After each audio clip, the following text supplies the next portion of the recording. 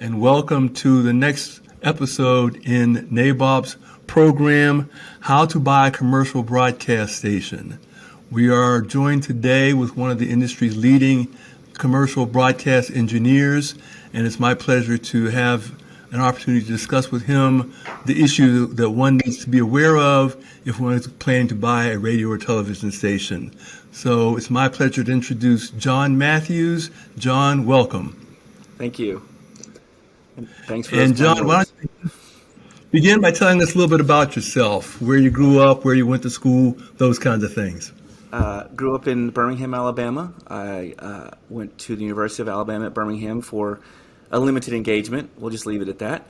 And moved to Florida and got a job working for Muzak, installing background music systems, which consequently led to my first broadcast engineering job as the chief engineer for Gulf 104 in Tallahassee, Florida. Excellent. So tell me, your first job was titled chief engineer. So that sounds like a young man who started at the top rather than the bottom. So please explain how that happened. Well, I was initially hired with the title of chief engineer with the anticipation of being mentored by the then general manager who used to be the chief engineer. Well, they parted ways with him not long after I started, so I kind of had to learn everything very quickly. And the company was very gracious and sent me to multiple schools with Harris for transmitter installation schools, and sent me to flash technology tower school because I worked on our tower beacons and climbed our tower. And so they spent a lot of efforts ramping me up very quickly. And it was, by the time I was 24, I started there at 21. By the time I was 24, I felt pretty confident. All right. Well, this is great. So you were in the situation of being paid a salary while you were getting educated in your craft. Is that correct? That is correct. Got lucky. Well, that is a very, I suspect that's a unique story, and congratulations for having that happen. And yes. So now you're there, you've arrived, your anticipated mentor has left. Tell us what it was like those first few months as the chief engineer at a radio station. It was, when I first started, I was 21, so I'm not going to lie, it was very exciting to be in a radio station. I've always been a fan of media, and the thing I always love about this industry is that it is the entertainment industry. So while I was having a lot of fun, I was also doing what I enjoyed doing, which was the technology. I enjoyed learning it was kid in a candy store for me because it was so much technology that I didn't know, and I was just soaking it up like a sponge. And so I installed new transmitters, AM and FM, did a bunch of remote installations for other markets because the company that owned WGLF also owned stations in Key West, and I got to go down there to do work. So again, my start was very fun, and it was drinking water through a fire hose concept, but I loved every bit of it. Excellent. So how long were you there in that position? Actually 3 years, and then I worked my way up to Birmingham as a chief engineer for then WBHJ and WBHK when they were privately owned, and was chief engineer there. And I stayed there through 2000, and I was hired at Radio 1 as their director of engineering, and I stayed there from 2000 now, to where 2000. Where at Radio 1 were you based? Were you based at corporate headquarters? Yes, I started out in Atlanta for the first year and then moved to D.C., and I stayed with them through 2010, probably best 10 years of my life. I love working for Radio 1. Loved all the people there. Still talk with them whenever I can. Great group, great family. Left there in 2010 and spent a couple of years, 2010, 2011, spent a few years doing installs for Harris and other equipment vendors, and then got together with another group of folks and started Summit Media in Birmingham, Alabama, which purchased the spinoffs from a Cox divestiture. So we started with stations in Birmingham and Greenville, several other markets. And I was there through 2017 and 2016. And then I've been working with Town Square since 2017. But during this whole time, I've had lots of clients that I've been working with on the side and honing my craft and really helping them out a lot with the knowledge gained as, being in a corporate position, but also with all the knowledge gained as working, as a chief engineer in the market level. And a lot of the knowledge gained from working with people that didn't have money, which is which is a big trend for people that are just starting out, and working with companies that can't afford attorneys, that can't afford people to help with FCC filings. And so a lot of my abilities have come out of necessity for helping those that really couldn't do it for themselves. Okay, well, that's interesting. So now, how would you describe your practice today? What does it look like now? I work 25 hours a day. Basically, I consult several groups and several companies, and I assist with everything. I'm not kidding when I tell you, from replacing toilets to climbing towers to filing FCC applications, coordinating with tower owners. It's every aspect of the business, but it's every aspect of a business that I love. Okay, so I never complain about it.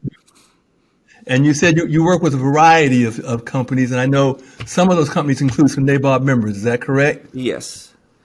And so Okay. I work with Core Communicators in Atlanta, and I work with, Blue Light Communications out of Rochester, and several of NABOB members, yes. Excellent. Well, that's good. That's why we're interviewing you today, because you came highly recommended from some of those folks. So I'm glad to be able to have this conversation with you. So given what you just described as your practice, as I said, we have begun this process to teach people the issues they need to address when they get ready to buy a radio or television station. Yes. So starting there. Someone calls you and says, "Hello, I'm interested in buying a radio or television station." What's the first thing you say to him or her in response? Well, I think the first and most important thing is, what are you trying to do, right? Because owning a radio station is just is kind of the start, but the question is, what's your end game? Who are you trying to cover? What kind of format are you going to have? So sort of going into this with the knowledge of who your demographic is and what your objectives are kind of drive the train on the next steps, because you don't want to buy a signal that doesn't cover the part of the city where the people that you're trying to cover live. So it's a constant process of trying to make sure that you have a full understanding. So the first thing I would ask them would be, what's your goal? You obviously want to be in this market. You want to own a radio station. What do you want to do with this radio station? Is the first thing I would ask them. And the second key piece is there's sort of three scenarios. You're either buying a station that's already existing and has a listener base, and you're going to keep it as it is, and you're just going to operate it. Second scenario is you want to buy a station and a signal, but you want to change the brand and rebrand it to something that's different. And the third scenario is obviously buying a station that really only exists as what's called a construction permit, where it's not on the air yet, but it has been authorized by the commission to do so. And finding out which scenario you want to do obviously drives your next steps. Okay, so let's assume, for purpose of this discussion, that I'm looking to buy a station and not looking to change its format, just looking to get in there and run it in a better manner than it's currently run, I would assume. Right. Yeah. So if you're going to buy something where you're not changing the intellectual property of the station, you're going to just purchase it and run it as it has been run, then that's sort of an easier scenario, because you already have the tough questions answered. You're already kind of covering the demographic. The station's already kind of has certain performance metrics that you know. So at that point, it's just going to be a question of determining. There's really not a lot. I'm thinking about this. So if you're just buying a station that already exists, then really you're kind of jumping straight into the due diligence portion of it, because you're not really having to put a lot of thought into the design of the signal and whether or not the signal performs the way you want it to. So Correct. if you're buying something that's just already on the air and you're not going to rebrand it, you really can jump straight into the discussion about due diligence because you already know what you're getting in a sense from a Okay, signal. let's do the second one as well. Okay. It's got a format that I want to change to. Obviously, if I'm a NABOB member, I most often want to change it to serving the Black community in that Yes. city, which may not be the area that the station is currently serving. Yes. And then it becomes a technical question of signal evaluation. And if on the map it looks like the signal coverage will cover the neighborhoods that you want to cover, I mean, that's sort of one aspect of it, but one of the first things you have to do, and hopefully by the time you've gotten to the point where you want to acquire a radio station, you've actually gone and driven around in your car to listen to how the station performs. But if you haven't, I'd say that would be the first thing to do when buying an existing station that you want to flip the brand, is to go to the areas of town you wish to cover and just really do a drive around. Check your signal, go into stores. I go into stores and, stores that sell radios, or, go into a Walmart or a Target and go into the department's, electronics section and tune the radio to the frequency you want, just to make sure that you do perform in those areas like you feel you need to cover. Okay, excellent. So let's assume that we've done our drive test and we've gone to a couple of stores and we think we've got a good signal in the community we want to serve. Right. Next step. Well, so as part of that first step, you're kind of comparing what the coverage map of your station should be to what the reality is. And sort of the first anecdotal process is to make sure that you are comfortable that that's the case. Because if that's not the case, there could be a problem with the technical facilities, there could be a transmission issue, there could be any of a number of problems causing that. But if you've gotten to the point where you're comfortable with how the station covers and you want to sort of begin the due diligence process, then you kind of, start the I guess we would call the more normal due diligence aspects of the acquisition. Okay. And do you have a checklist you would tell your prospective buyer that these are the technical issues we want to check when we walk into the station? What's due diligence mean from your perspective? Well, so there's as the chief engineer. Yeah. So there's two pieces, and it's kind of hard to separate the engineering due diligence from just general, best practices due diligence when acquiring a station. So one thing, especially if you haven't been in the business long or you're fresh to the business, the FCC has this fun little self-inspection checklist available on their website, which is a very, very useful tool for you to just kind of walk through. Even if you know nothing, you can at least know which questions to ask by looking through the checklist. It covers regulatory issues, technical issues. So from that perspective, if you don't have someone that's doing due diligence with you, that's a good place to start to give you a tool, or at least a framework. And then you know which questions to ask. With regard to due diligence of the facilities and actually starting to look at it, it's not a really complicated process, but you do have to put your eyes on everything, and you do have to look at the facilities, and you go through that checklist. I kind of have the checklist in my head because I've done it a few times.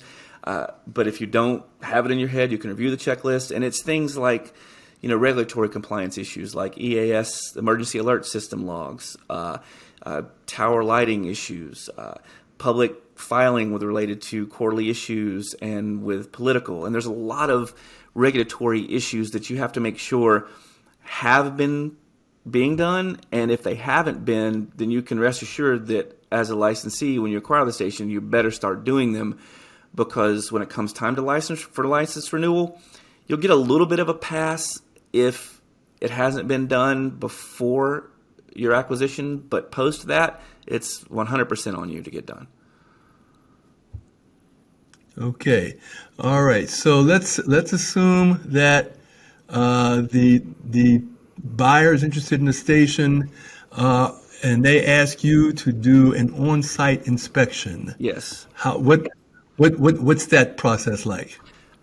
It's kind of a top-down approach, starting with the big stuff, which is life safety. So when you're inspecting a facility, a studio, or a tower, you really want to check the things that could lead to people getting hurt. That's always been my first approach. So tower inspections, meaning just checking that all the guy wires are in place, that there have been recent tower inspections, that structurally everything seems sound.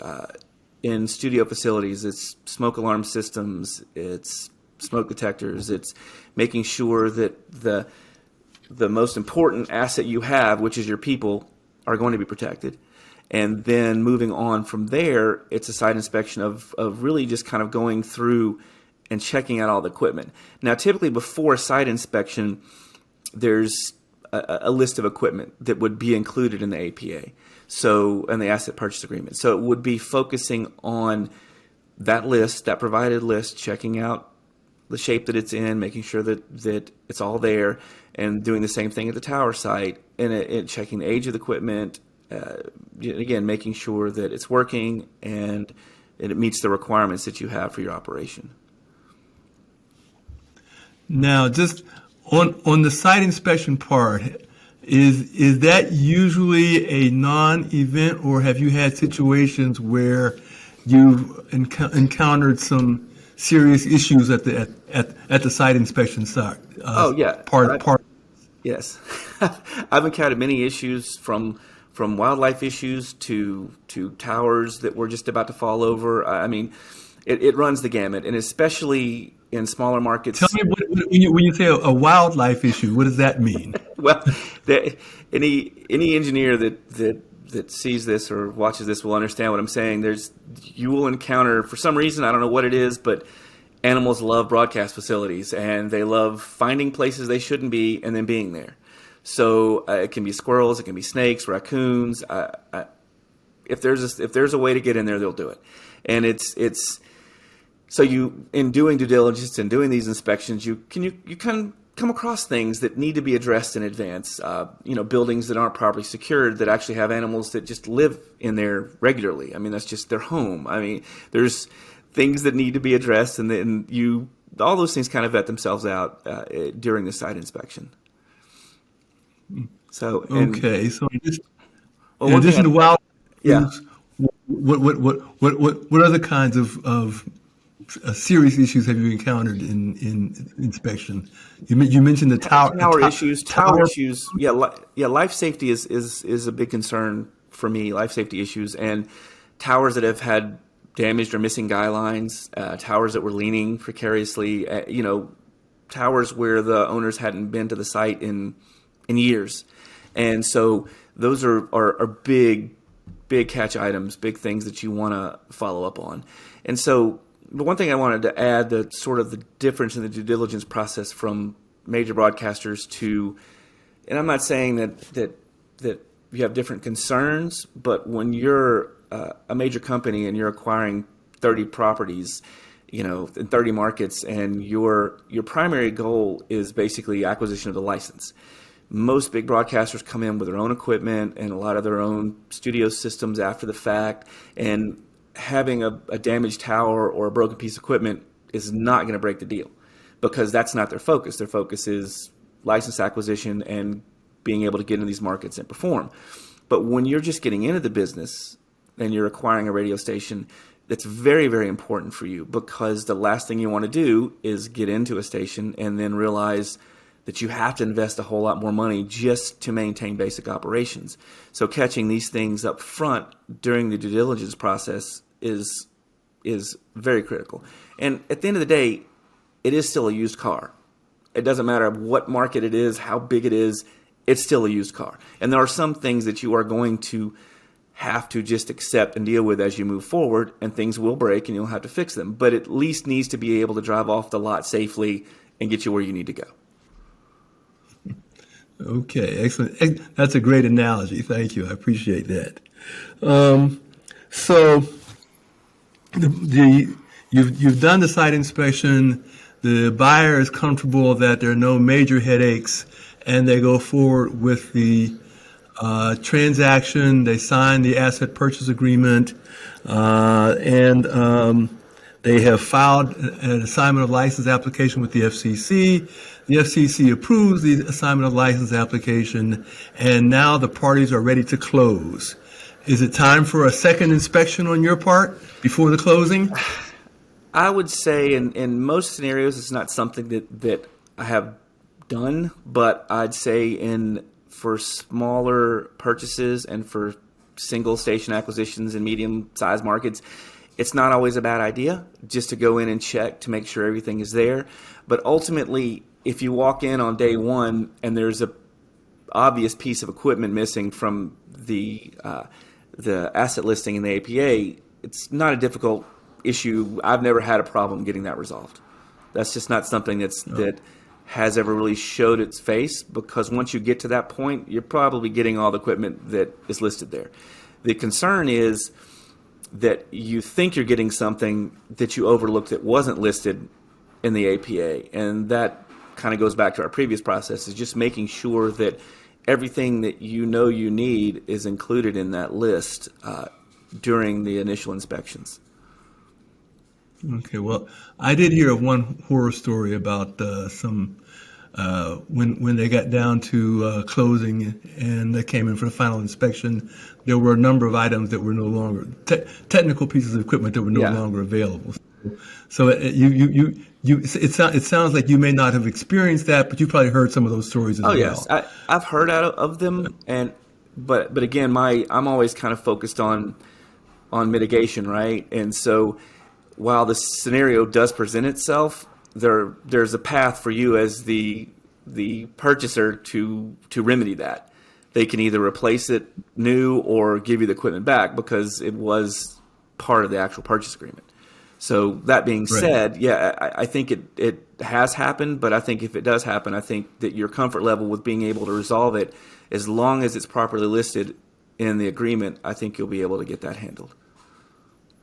Okay. All right. So our new owner has taken possession. What's the first thing on a technical viewpoint? What's the first thing he or she should be aware of?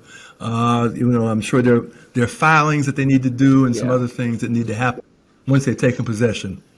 Well, I mean, obviously, if we're sticking with the scenario where they're not changing any of the branding, it's kind of you walk in the door and continue operations, right? I mean, there's always going to be hiccups with staffing and things along those lines. But if your plan is to go in with a rebranding, then obviously you have to make sure that you've secured all the music in advance. There are a lot of steps during the rebranding process, but if you've gone this far in that process, you've already reached out to programming people. You've already acquired music. You're familiar with automation system that plays the music so that you can make that transition. So hopefully you're walking in the door prepared for that. And as far as filings go, I think I'd say my advice, one of the biggest things for any broadcaster is, and I know this doesn't seem like a big deal, but utility bills. So a lot of broadcasters have their utility bills sent to a central location for payment and processing. So the actual billing address is not necessarily the address of the station. If you acquire that station and you begin operating, those bills are still being sent if you haven't changed them yet, and they aren't going to be paying them anymore. And so I've seen several scenarios where power has been turned off, and the response that I've gotten was, well, we haven't seen a bill. I'm like, well, have you changed your address with the provider? And the answer was, I didn't know I had to do that. So seems like something simple, but utilities are a big catch for you if you're not paying attention and getting those updated and changed. Obviously, your business license needs to be updated. If you're, your DBA for that particular market, if you're doing business there. So, but a lot of those are business components, but they're also technical in as much that your technology relies on the business aspect of those deals. Right. Okay. And one of the things I know that comes up from time to time is filing antenna registrations with the FCC. Make sure that you change the name of the licensee on those. Yes, that often falls through the cracks. And that is definitely on the list. And one of the most important reasons for doing that is when people have a problem with your tower site, and they go out there, and you should have posted signs, which is something that you would catch in the due diligence process. And the signs have a phone number on them, which may not be you anymore, right? So when people try to contact with a problem, there's an issue. And so the fallback plan is they contact the FCC. Well, the FCC checks their database. Well, if you haven't updated it, it's still the wrong number. So it's important to take care of all of those aspects prior to, well, not prior to, but as soon as you possibly can after the closing process. Now, if you're using an attorney, they typically have all of this done, but I've been involved in a lot of these where they haven't had an attorney for the process, and I've assisted them through getting all of these pieces done, up to and including the power bills and utility bills and the filings with the commission and updating all the critical information. And I keep going back to this. It's just kind of funny because it's such a simple thing, but that FCC self-inspection checklist will help you every time. And if you don't have somebody that's there getting that available, you'll know which questions to ask, and then you can figure it out at that point. Excellent. Okay, now the new owner has taken over.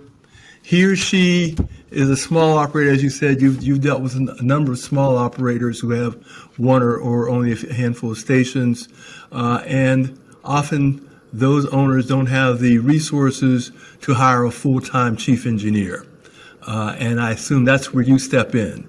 So tell me about how do people arrange to have a contract engineer such as yourself or others, and does that create issues from time to time? Right. Well, let me step back for a second. The concept of not being able to afford a full-time chief engineer is no longer just the realm of small broadcasters. There's a lot of large broadcasters that are also moving into that model, for the simple fact that technology has really allowed so much to be done remotely that the needs of having a full-time person have really diminished.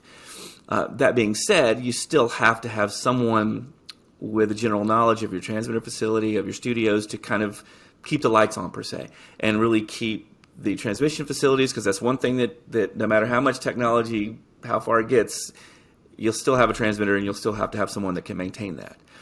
As far as the building of the relationships, typically in a market, this is one of the things that I've always loved about engineering, is I'm very much a fan of how much of a team it is in a city, where you have people that are competitive in nature from a programmatic perspective, but from a technical perspective, everybody wants everybody to win. And it's a rising tide lifts all ships concept. Everybody is on board with helping everybody out in an emergency. Now, but for regular ongoing support, you sometimes run into issues with conflict of interest with a competitive station, but there's usually a handful of guys in any given market that are available to add you as a client, but you have to kind of manage your expectations with that, because nowhere ever truer is the statement, you get what you pay for in these situations. If you can't afford a lot, then what you're going to get is some emergency support and some basic studio work. But if you expect somebody to be, available 24 hours a day to come to your facility to fix anything at any time, that's probably not going to happen with a contract engineer. So you just have to kind of manage your expectations, but you will be able to find someone that can help you keep the station on the air and help you with equipment issues and equipment failures. And if they can't, they will probably know someone that will. Okay, excellent. Okay. All right, so are there any other day-to-day, so now that I'm a new owner, I'm in the station, I've got a contract engineer who works for me and several other stations in the market.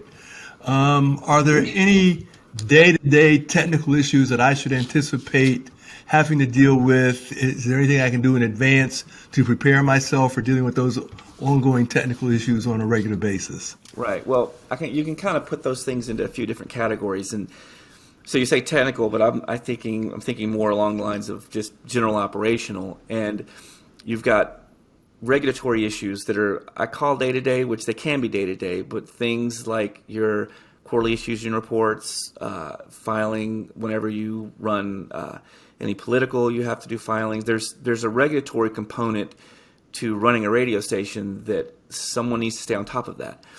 And it doesn't have to be an engineer. It can be anybody as long as you understand the rules and the policies.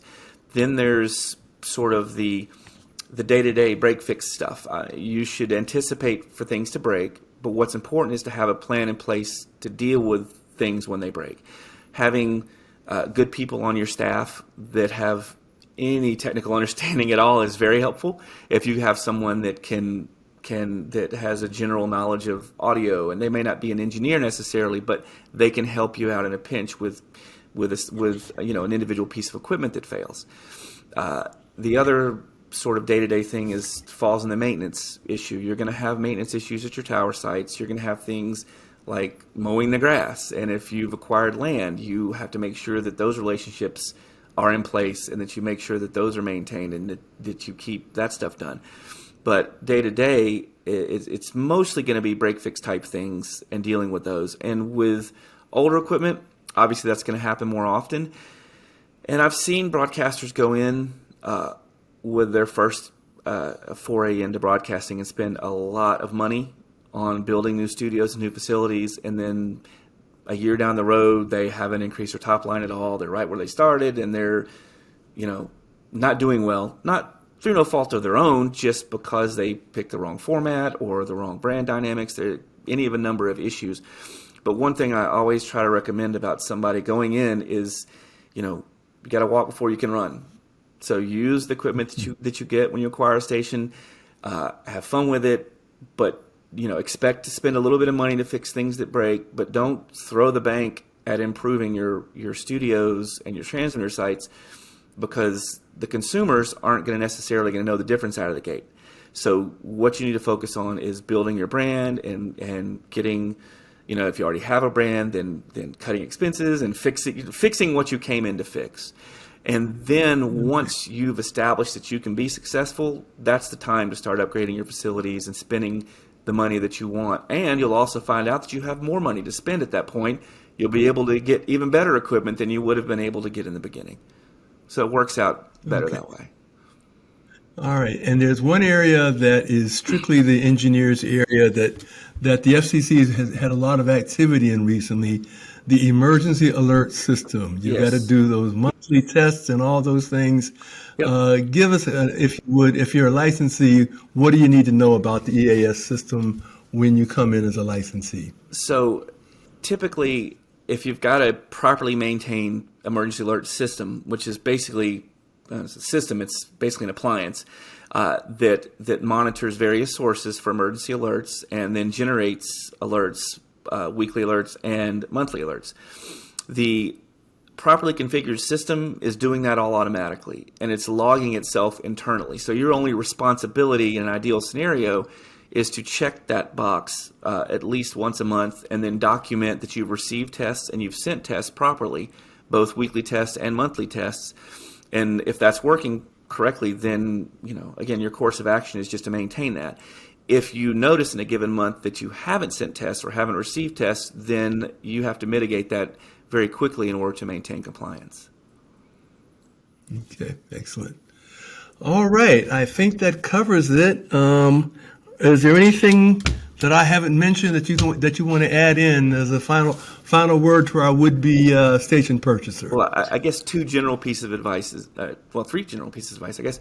Number one, surround yourself with people that you trust and knowledgeable people. Number two, be gentle with yourself, which is probably the most difficult thing that any entrepreneur will ever hear, is that you are your own worst critic. And just remember, it's tough out there, and the more people you have to help you, the better, and don't be afraid to ask for help.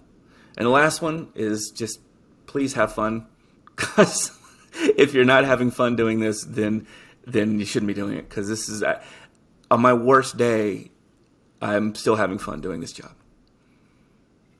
Excellent. That's a perfect note to end on. It's my pleasure, John Mathews. It's been a pleasure to have you with us. It's been a very knowledgeable conversation. I'm sure our prospective owners will learn a lot from it. Thank you very much. Thank you.